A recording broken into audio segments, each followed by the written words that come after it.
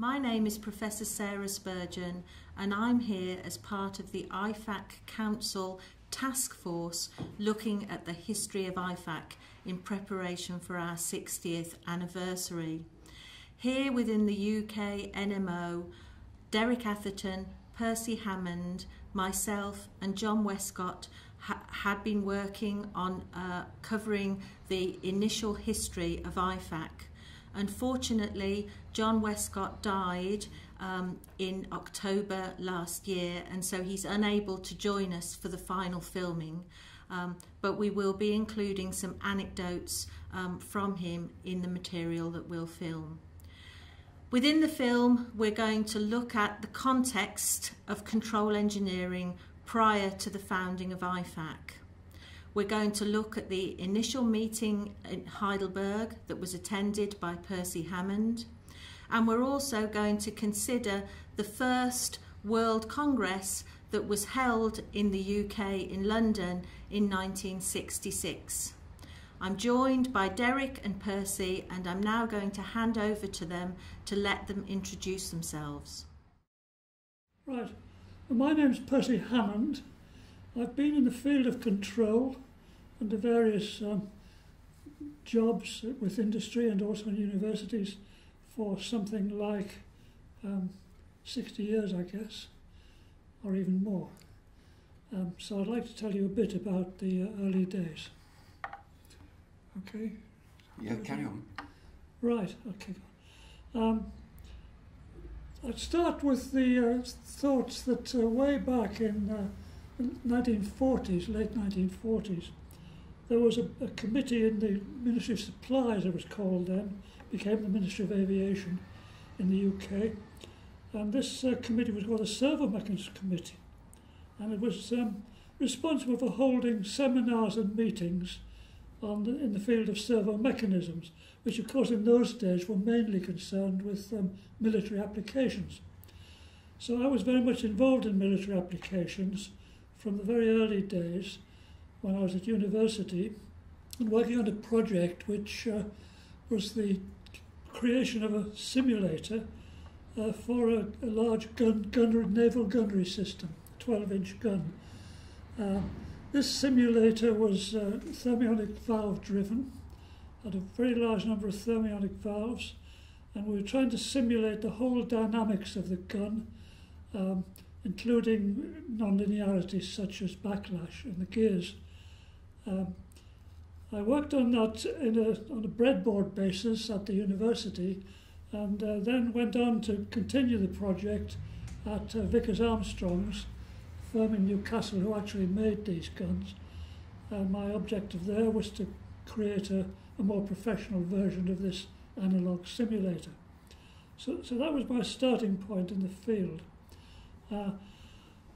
After a year or two at Vickers Armstrong's, I decided I should move, and moved to the Royal Radar establishment in Malvern, Worcestershire, which involved work in the field of electronics generally, and more particularly in the areas of homing system design for missiles, from ground to air missile systems. So there again, of course, I was impelled into the field of control in a fairly big way, because the homing systems of those days were carried by the missile and used proportional navigation to hit the target. And proportional navigation in itself is an interesting closed-loop control problem. But I got involved very much in the stability of gyroscopes, for instance. The gyroscopes were, the wheel of the gyroscope was actually the mirror in the homing head system. I also got involved then in the areas of physiological control.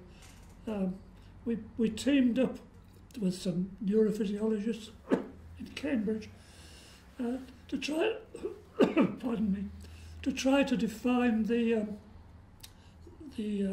dynamics and structure of muscular control systems, including the spine and the brain. That led me deeply into neurophysiology as well as control, but it was quite an early start, I think, in the area of biological control systems. Perhaps I can give you a rest there, Percy, Yeah, sure. because it was with regard to your things you talked about earlier, where we first met, and just a bit about myself. I graduated from Sheffield in 1956, when I went to Manchester then to pursue a PhD under a professor, or doctor as he was then, John West, who moved after 3 months to a chair at the university, in Queen's University in Belfast. The department at Manchester was well known for its work in computing and control because of the pioneering work in the computer field of Professor Williams, who was very friendly and worked, I think, at Malvern with your supervisor at Durham. And so there were some links between Manchester and Durham, and John knew you quite well, and in fact the first thing I did in my research was on a project which came from you. It was to do with the missile tracking problem, where the assumption was that the field of vision of the missile was reduced. So when you got outside a certain angle, there was a very small signal received, or next to no signal received. So I had to build some memory into the control system so that we could follow if the missile view, or what was being tracked by the missile, went outside the field of view. So Percy and I have known each other, or should I say I've known Percy for some considerable time, and I do remember also when that project was started, I think, visiting you in Malvern, I think, to discuss it. Indeed. So what we also said we would do would try and talk about control work that we felt was going on in the UK prior to 1956. And one point that we found was there was a very interesting conference which neither of us attended, I don't think, held in 1947. But all I can remember, or the big thing I can remember about it, was when I went to Manchester, I was told, read this set of conference proceedings. And I think Ritson had a paper there, didn't he, who was your supervisor. Yeah. So that was some strong activity in the control field in a conference organised in 1947. But I think prior to that, Percy, you could probably tell us a little bit about what was happening towards the end of the war. I think there was a server mechanisms committee set up by the Ministry of Supply, so perhaps you could tell us a little bit about that. Yeah, well, I did mention the activities of the Server Mechanisms Committee, which I was a member. Because the name gives it away, we were mainly concerned with closed-loop servo mechanisms of the mechanical variety, electromechanical variety. And although we had seminars and so on, we didn't spread far outside the area of servo mechanisms, things like missile systems, gunnery control systems, and so on. Visiting various military installations and hopefully advising them. But perhaps I should move on now a bit, because when I was at the Royal Radar Establishment, the conference in Heidelberg came up, and I saw the publicity for this, and this turned out to be the conception, I suppose, of Ifac. The birth took place a bit further along the line when the constitutions were formulated 2 years later. But that was an incredible conference because it was organised by one of the directors of AEG in Berlin, who set up a conference under the auspices of VDE, which was a German engineering institution, roughly equivalent to the IEE. And this institution got involved very much in control after the war. The Germans were were very active, of course, in that field for obvious reasons. Slightly interesting differences from us. For instance, they were very keen on magnetic amplifiers rather than thermionic valve amplifiers, and there were various other clear differences. But anyway, the Germans organised this, and they attracted 800 participants, which was a very good conference. And during the conference, I missed the call. For some reason, I missed it, to attend a meeting one afternoon to discuss the future of the control systems field. Because at the conference itself, there must have been 20 nations represented, I suppose, something of that sort, out of the 800 delegates. And something like, how many? 20 people, 25 people came from the UK. 70 papers were presented, covering a very wide field of theory and practice. I think you've got the book there, haven't you, Percy? Too? I have indeed. So perhaps people will be interested in looking at the papers. Papers are mount to that sort of size. I'll touch on this meeting that occurred, which I wasn't at. I think there were 20 odd members came to the meeting, and the chap who, in my mind, who led it was an American chap from Purdue University called Harold Chestnut. Others were involved as well, including Dr. Oldenburg, also from Purdue. The meeting ended with a resolution which was signed by the members, and the resolution had the following actions: to facilitate the exchange of information in automatic control and to advance the field, and to organise international congresses in automatic control, and that was signed by the attendees.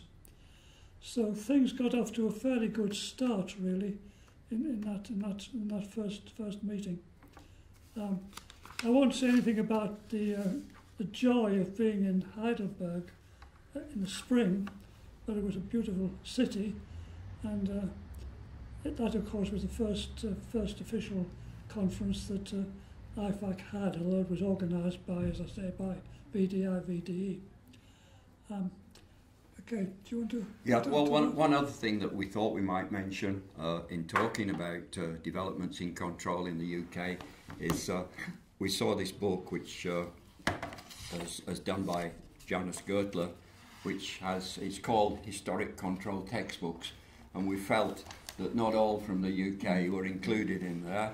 I think there's actually just 3. I'm trying to find the page now, but there are several that we know are missing, and we thought it might be worthwhile just to indicate that there was perhaps more control activity in the UK than this book might give.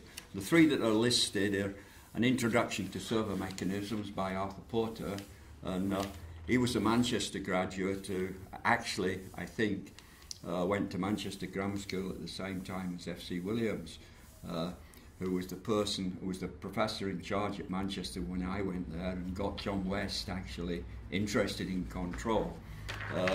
Another book on the list is the book called Servo Mechanisms by John West, published in 1953. And the other one mentioned is An Introduction to the Theory of Control in Mechanical Engineering by R.H. Macmillan. But other ones that we recognised were missing was the fact that you wrote one, Percy, I think in 1958. That's right.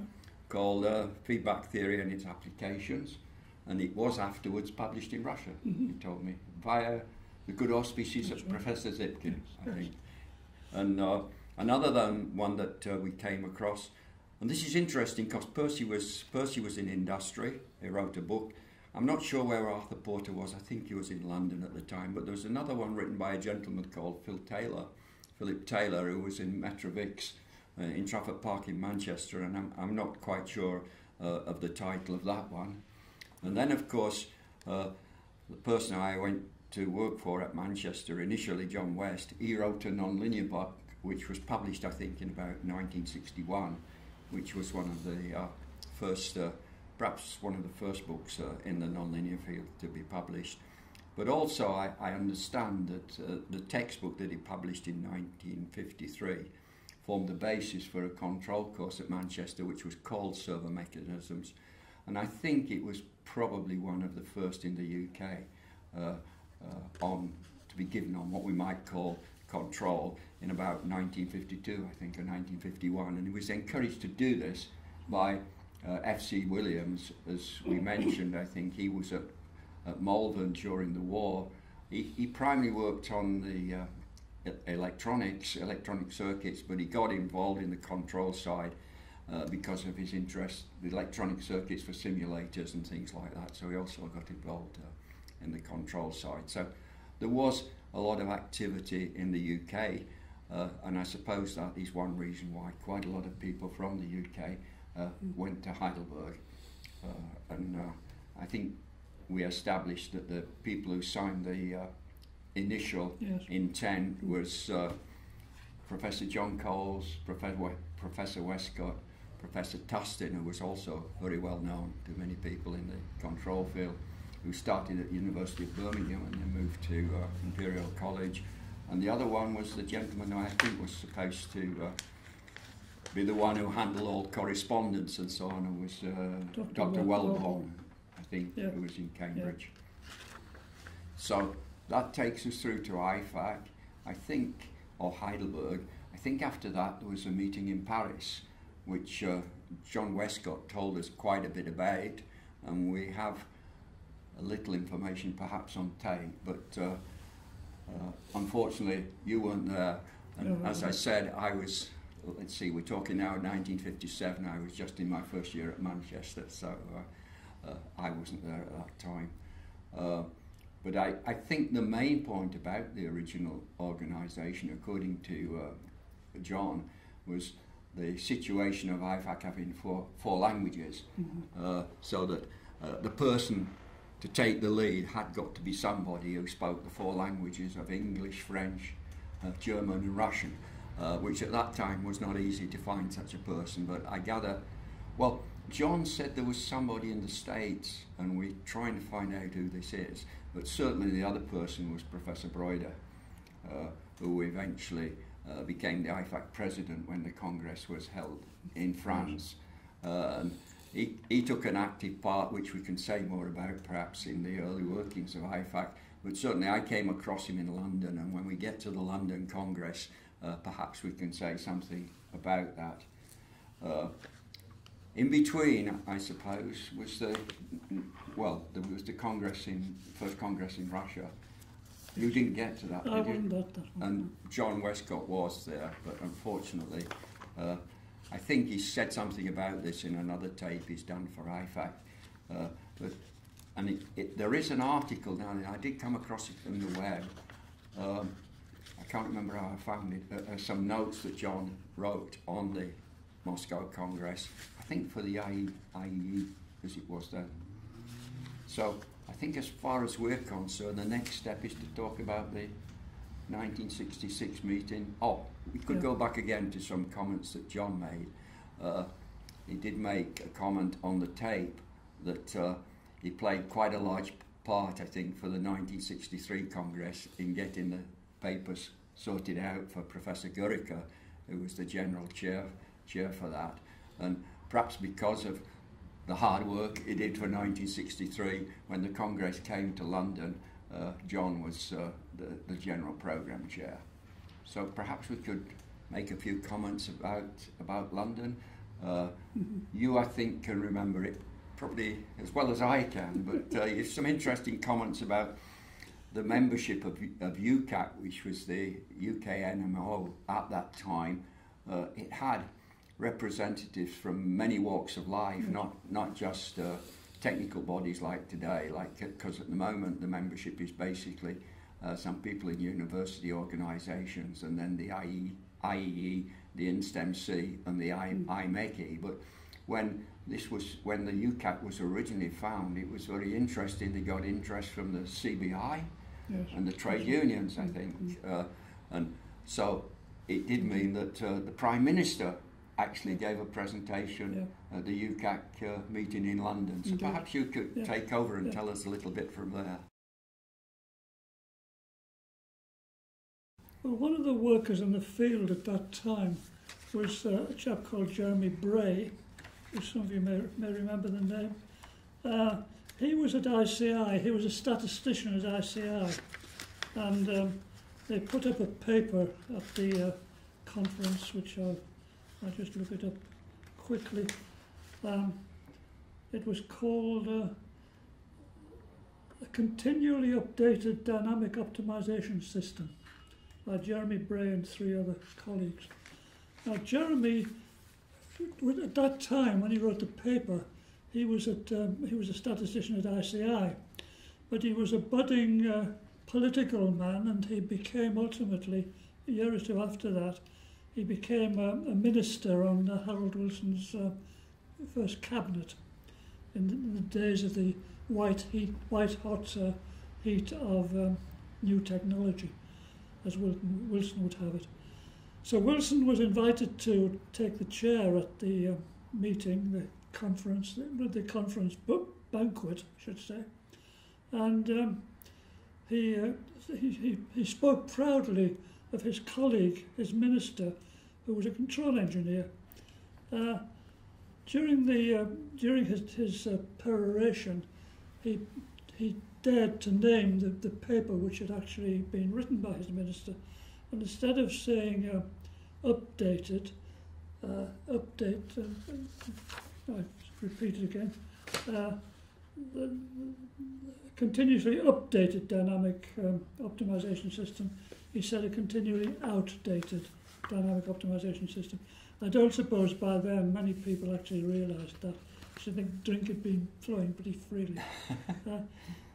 So that was at the banquet, wasn't it? That was at the banquet, yes. Yeah. But one interesting thing about the London meeting was the tremendous scrabble of the local committee to find locations for these meetings, because surprisingly enough, in 1966, there were very few halls big enough to hold more than a handful of people for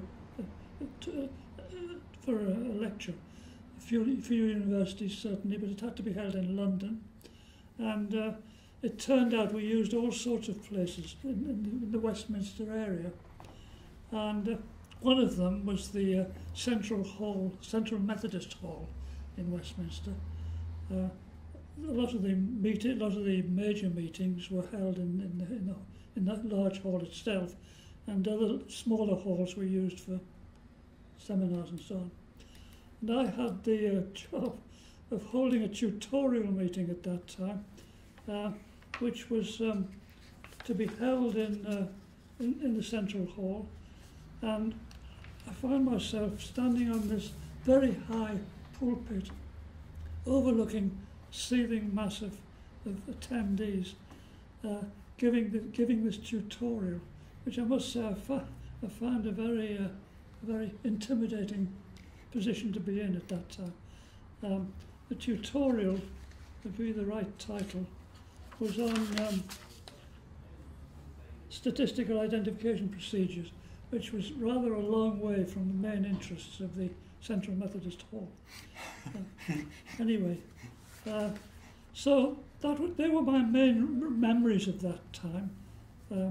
Obviously, I wasn't officially a member of any committees, but being a local and taking part in the thing was an extremely exciting thing for a young control engineer. Well, I was in Canada at that time, as you know, Percy, but I was able to attend the 1966 Congress, and I do have a few recollections, like you, in particular, having to find all these little places in Westminster in different buildings and wandering between sessions. But I did mention Professor Broider earlier and his linguistic abilities, and I did happen to go to a session which he chaired. And before the start of the session, he said something to the effect that Ifac had 4 official languages. English, French, German and Russian, and people were free to talk in any of them or ask questions in any of them, and he would do his best to translate, and he did that at the start of the session in all the four, or something like that, in all the four official languages. So he was quite a linguist as well as being a good control engineer, and I guess Ifac might have struggled if it hadn't been for some of his abilities in speaking the various languages, so that good contact could be made with all the countries within NMO. But I do remember too that shortly after that, perhaps at the time, Frau Schroeder became the secretary for Ifac in Germany, and I was involved with the secretariat, let's put it that way, and I think she spoke, she certainly spoke three fluently, and it was certainly most fascinating to be stood talking to her on one occasion when she was talking to me in English, and then you switched to somebody else in German, just like that. And it was, and I think she used French as well on that occasion. So the Congress was pretty well attended, I think, in London. Sarah did mention that it was interesting to look in a copy. We do have a copy of the advanced programme here, and some of the things in it are very interesting. And Sarah mentioned that ladies weren't really expected in those days, because everything referred to about your partner going on a visit to shops and things like that to learn about shopping in London and so on. The implication, of course, is partner is wife. That's right, partner is wife, yes. Those were the days. Things have changed quite a lot from then, Percy. Yeah. But we did note that there was a paper presented at the conference by a lady from the UK who actually worked with ICI, I think. Yes. And the other recollection I have of as you say, the plenary sessions were held in the central hall of the Methodist Church or whatever it was there, and of course the plenary, and it may have been the last Congress where this was done, but the plenary sessions were all simultaneously translated. And I do remember going to Professor Zipkin's lecture, and of course, not speaking any Russian, I had it on for the English translation, and I kept hearing over, listening to the translation, the interpreter kept saying, "Please tell the speaker to slow down." And I think Zipkin had not given a very good copy of what he was going to present. I think the translator had to do it sort of as he was saying it without too much advance warning. He probably didn't know anything about the adaptive control or whatever topic he was talking about in any case, but he did have great difficulty, and I'm sure it probably happened in other languages. Perhaps the Russians had great difficulty grasping some of the papers presented in English and so on. So it's not surprising perhaps that the technique of using four languages wouldn't last too long, and I'm not sure when it finished. As I say, I can't recall it 1969 in Warsaw, but perhaps it did. So, have we anything else to say about the 1966 Congress? I don't think so. Don't. My memories are not good these days. Well, it gets, yeah. Mine's not so good either, Percy, so I can understand you. I think you're 10 years older than me now, so that, so it doesn't make things easy. But I think the point we've wanted to do here was to say a little bit about the early working control in the UK, how it developed. We did mention universities. I think when I went to Manchester, I elected to go to Manchester to do research because I wanted to do control. I think the only three places then that had anything much in control were Manchester, Birmingham and London. And I don't know whether Birmingham was continuing with it too much because Dustin, I think, had just left for London. Yeah. You got primary electronic. You didn't have any control when you were at Durham, I don't think. Only from a simulator point of view, I guess. Yes, well, of course, Ritson was there, you see, when I was there. Yeah. Ritson was very much a control man, so he emphasised... So did he have a control course? No, not a control course. No, there were 2 or 3 control projects were going on. Okay.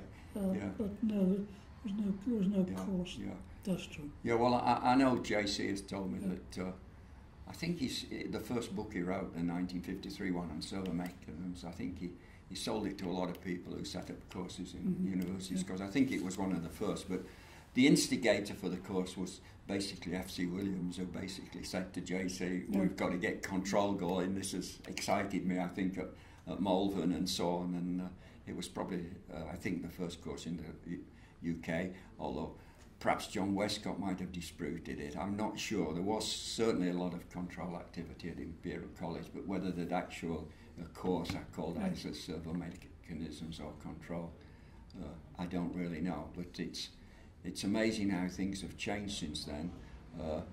I don't know how big your class was at Durham when we're thinking of changes, but it's not unusual now to see 50, 100 students in final year, perhaps even doing a control course, whereas in my class at Sheffield when I graduated there were 12, and I think the first class I taught at Manchester for final year was only just in the low 30s. Probably at Durham there were, can you remember how many there were in your final year? When I was there, there wasn't a formal control course in the final year as far as I remember. But how many students? So how many students? I should think about 20. Yeah. And in those days too, just to reminisce quickly to finish up perhaps about education, when we taught a course, we'd got to do all the marking for the labs, we'd got to design the labs, do all the marking ourselves and feed back the information to students. So people teaching courses were at quite a high load at that time with all the marking and so on. Right. So this was a conference on system identification, and it was the first visit to Czechoslovakia, and it was held at the Institute of Automation in Prague, and the director was Professor Streich, and of course we met a lot of Czechs because we spent about a fortnight, I think, in the country. So I also met another gentleman who was in the iron and steel industry in the control field. Now it so happened that the two people I met there, these two people rather, I met a lot of people, each had daughters about the same age as my daughter. So we formed a plan to send our daughters over to our respective countries to experience life. Now it so happened that the Czech girl came over with her friend in August 1968, and of course in August 1968 Prague was invaded by the Russians about 3 days after they'd arrived. So these two girls were trapped in England, and one of the problems was they would not read Russian literature. So we had to go to the library and dig out some Czech literature for them. Anyway, ultimately, my daughter didn't go back to Prague, but my son did, because I had a family of two sons and two daughters. And ultimately, my son married this Czech. So I suppose that's a bit of human interest, very closely linked with Ifac. So Steve Kahn then is not the only person with a sort of marital link with Ifac. That's right. That's right.